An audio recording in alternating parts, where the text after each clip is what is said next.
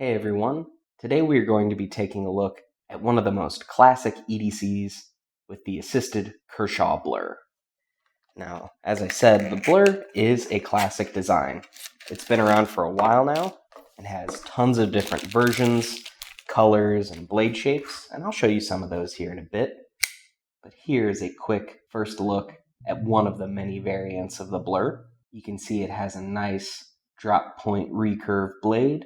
The standard version comes with Sandvik's 14C28N, which is nothing to scoff at, but as I said, there are a bunch of different versions out there, and before we get too far into the overview, I wanted to go ahead and bring out some of those, just so that you don't immediately write off this knife due to the blade steel. So, here's their Cerakote coated Sandvik 14C28N, but it is also available in a non-coated blade as well. Here we have their CPM MagnaCut, which is heat treated right to about 62 to 64 on the Rockwell scale. Again, available in different finishes as well as handle colors. CPM S30V, and of course it wouldn't be Kershaw if they didn't have an Alabama Damascus version as well. And lastly, I also wanted to go ahead and bring in their Tanto blade. So as you can see, there is absolutely no shortage of blade styles, shapes, or finishes. So there's probably a variant out there for you. But for now, I'm going to go ahead and stick with talking about the 14C28 version.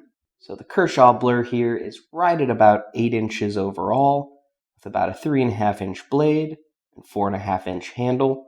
And the handle is anodized aluminum on top of stainless steel liners and has those traction inlays for some extra grip. It does open via Kershaw's SpeedSafe assisted opening. You can see here there's constantly a spring trying to throw that open. So whenever it's closed, you just give it a little bit and it carries it the rest of the way.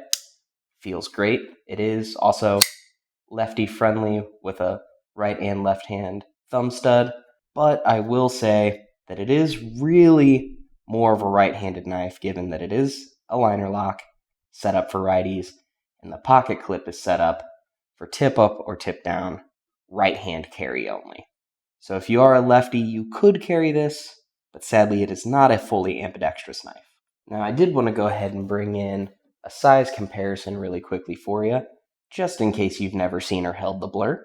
So here we have full-size Benchmade Griptilian, and as you can see they are very similar in overall blade and handle size. The Griptilian is going to have a little bit of a thicker handle, a little bit more palm filling, but the Blur's a lot more squared off, which I actually prefer. I think it locks in the hand really well. And the Blur is going to be just a little bit heavier. It is right at about 4 ounces on all of the variants. And I've also got to note that the Blurs come in at an affordable price for especially some of these high-end materials that you can get. So if you've been looking to get a premium EDC steel without breaking the bank, I really think you can't go wrong with the Kershaw Blur. Now, if you'd like to see even more variants and more information on the Blur, go ahead and follow the links in the description box down below. They'll take you on over to GPKNIVES.com where you can pick up one for yourself.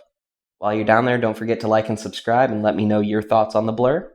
And as always, stay sharp.